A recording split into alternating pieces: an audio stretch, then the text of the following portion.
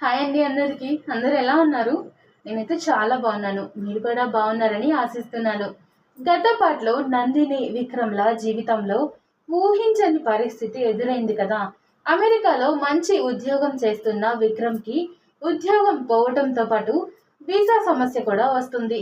ఈ విషయం నందినికి ఎలా చెప్పాలో తెలియక విక్రమ్ భయపడుతుంటే, మరోవైపు నందిని తండ్రి మాత్రం తన కూతురి భవిష్యత్తు గురించి ఆలోచిస్తూ పెళ్లి విషయంలో కఠినంగా మాట్లాడతాడు. కానీ నందిని మాత్రం ఉద్యోగం, అమెరికా కంటే తనకు విక్రమ్ మీద ఉన్న ప్రేమ, అతనిపై ఉన్న నమ్మకమే ముఖ్యమని భావిస్తోంది. చివరికి విక్రమ్ తన ఉద్యోగం పోయిందని నందినికి నిజం చెప్పాడా? అతను చెప్పిన మాటలు విన్న తర్వాత నందిని ఎలాంటి నిర్ణయం తీసుకోబోతోంది? తండ్రి మాట వింటుందా, లేక తన ప్రేమను నమ్మి విక్రమ్‌కి అండగా నిలబడుతుందా? మరింకెందుకు ఆలస్యం చేయకుండా కథలోకి వెళ్ళిపోదాం, వచ్చేయండి. అసలు నందిని మనసులో ఉన్న నిర్ణయం ఏంటి అనేది ఈ పాటలో తెలుసుకోబోతున్నాం. చూసేద్దాం, వచ్చేయండి. నందిని తండ్రి మాటలకు సమాధానం చెప్పలేకపోతోంది.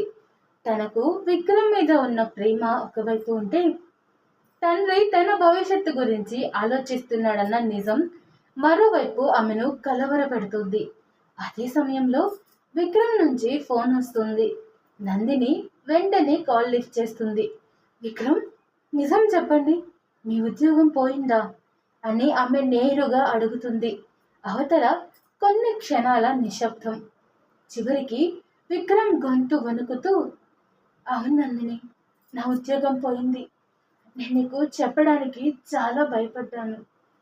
పెళ్ళికి ఇంకొన్ని రోజులు మాత్రమే ఉన్నాయి కదా.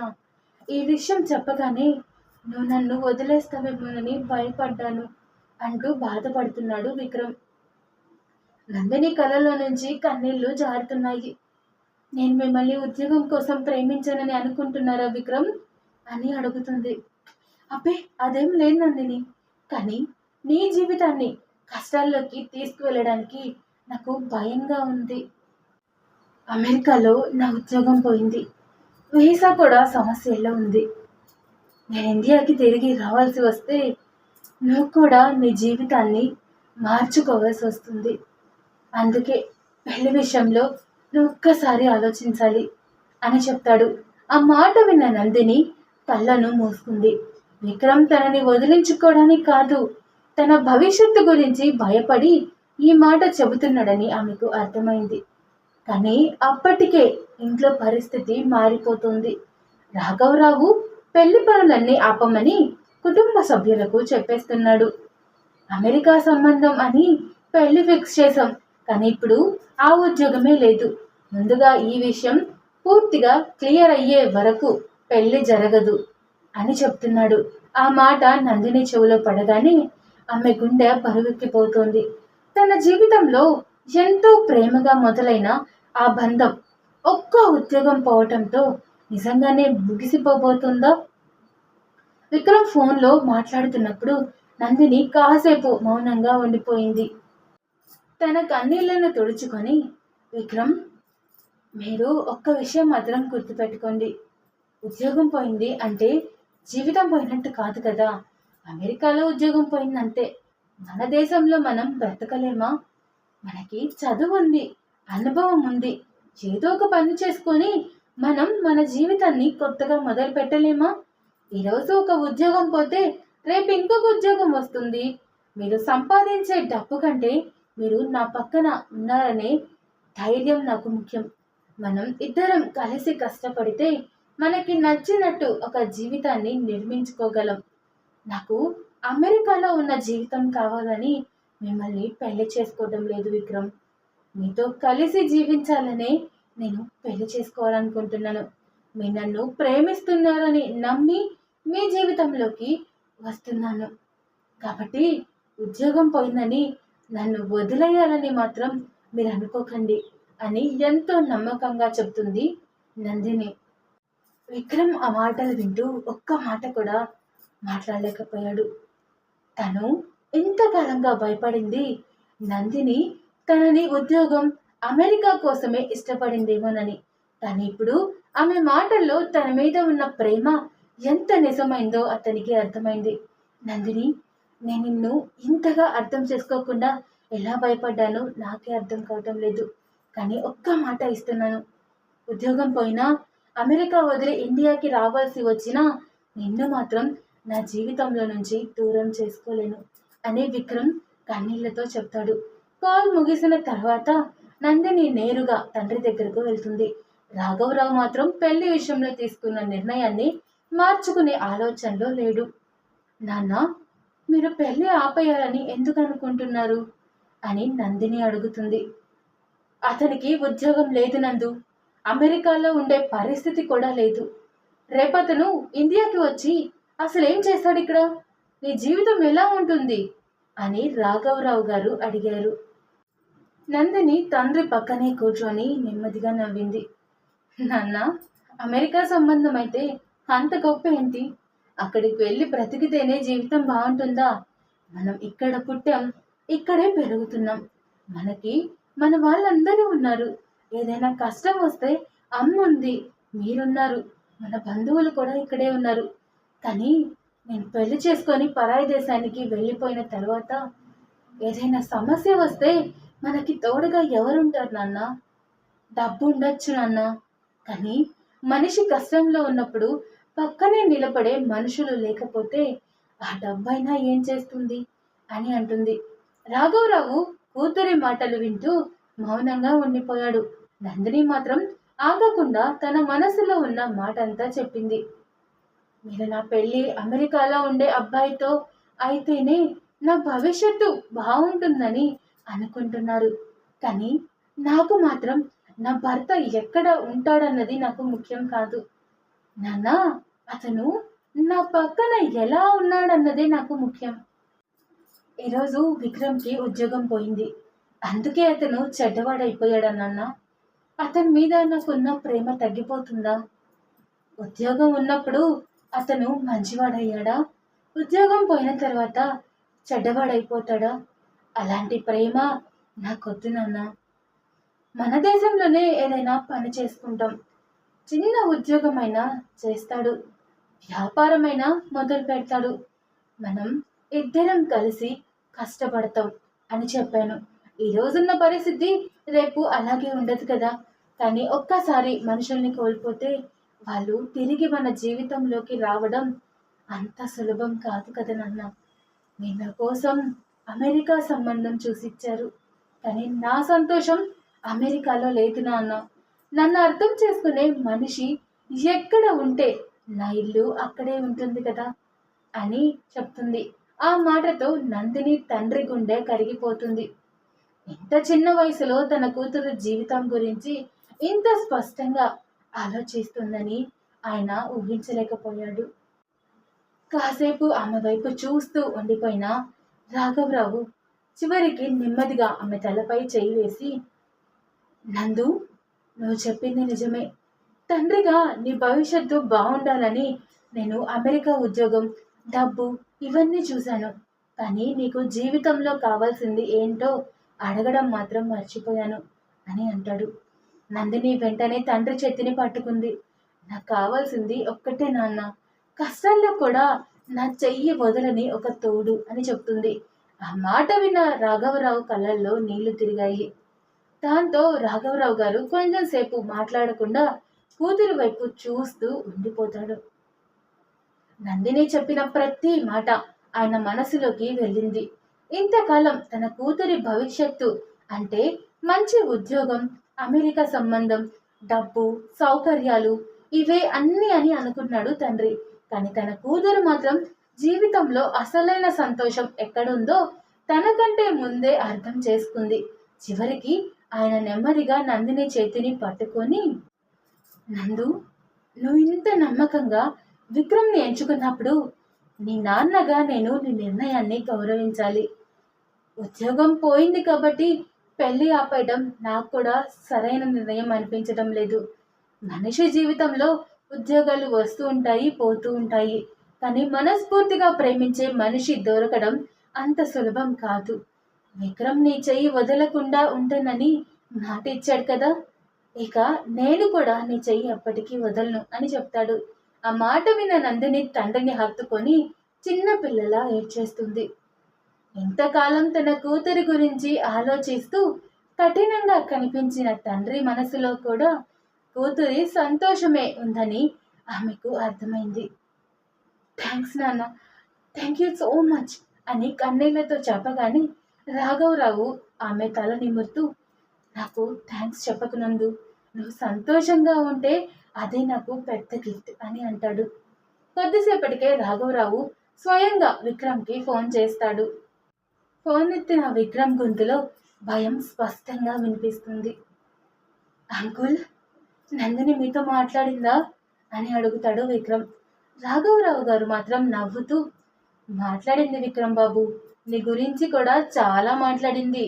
ఒక్క విషయం మాత్రం నువ్వు గుర్తుపెట్టుకోవాలి, నువ్వు అమెరికాలో ఉద్యోగం చేస్తున్నప్పుడు కూడా నా కూతురికి నువ్వే నచ్చావు. ఇప్పుడు ఉద్యోగం పోయినా కూడా నువ్వే ఆమెకు కావాలి. కాబట్టి ఇక ఉద్యోగం పోయిందని బాధపడుతూ నా కూతురు నుంచి దూరం అవ్వాలని ప్రయత్నించకు అని అంటాడు. ఆ మాటలు విన్న విక్రమ్ గళ్ళల్లో ఒక్కసారిగా నీళ్లు తిరుగుతాయి. అంకుల్, నేను నందినిని ఎప్పటికీ సంతోషంగా చూసుకుంటాను అని మాట ఇస్తాడు విక్రమ్. కొన్ని రోజుల తర్వాత విక్రమ్ ఇండియాకి తిరిగి వస్తాడు. ఎయిర్పోర్ట్లో అతన్ని చూసిన నందిని పరిగెత్తుకుంటూ వెళ్ళి అతని ముందు నిలబడుతుంది. ఎన్నో రోజులుగా గుండెల్లో దాచుకున్న బాధ, భయం, ఎదురు చూపులు అన్నీ ఒక్కసారిగా కన్నీళ్ళ రూపంలో బయటకు వచ్చేస్తున్నాయి.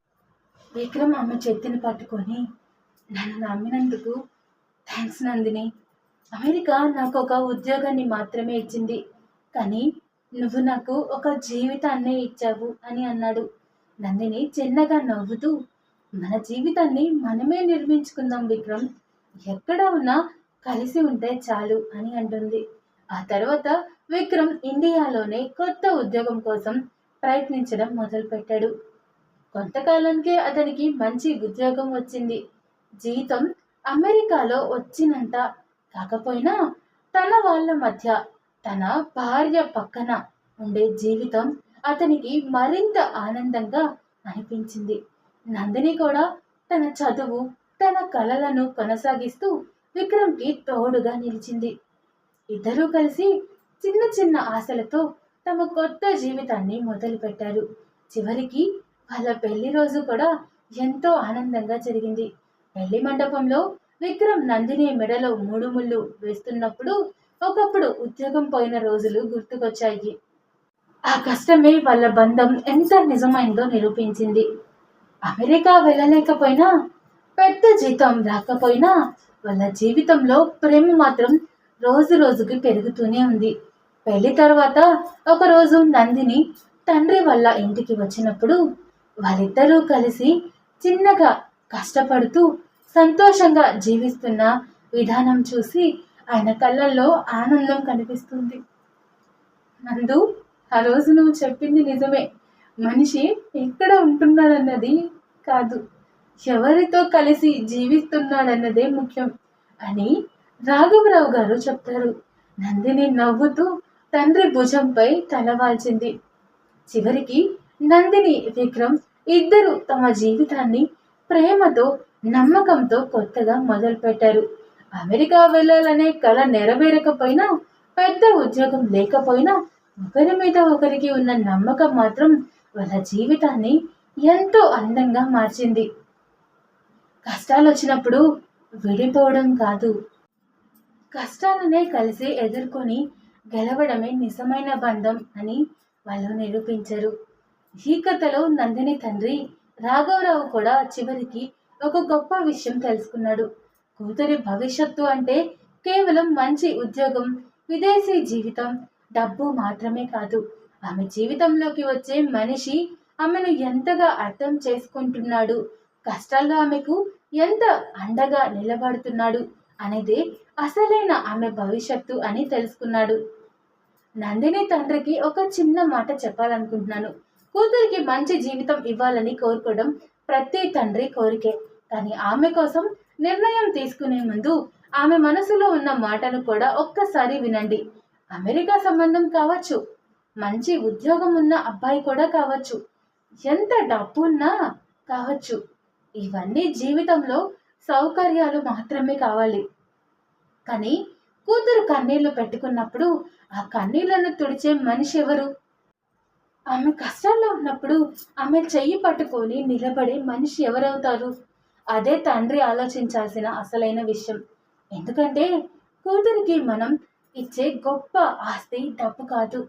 తన జీవిత భాగస్వామిని తన మనసుతో ఎంచుకునే స్వేచ్ఛ, నమ్మకం.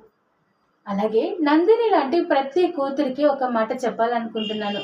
నీ జీవితంలోకి వచ్చే మనిషి ఎక్కడ ఉద్యోగం చేస్తున్నాడో చూడటం కంటే నీతో ఎలా జీవిస్తున్నాడో అనేది చూడు. అతని దగ్గర ఎంత డబ్బుందో చూడటం కంటే నీ దగ్గర కష్టకాలంలో ఎంత నమ్మకంగా నిలబడుతున్నాడో చూడు. ఎందుకంటే సంతోషంగా ఉన్నప్పుడు మనతో ఉండేవాళ్ళు చాలా మంది ఉంటారు.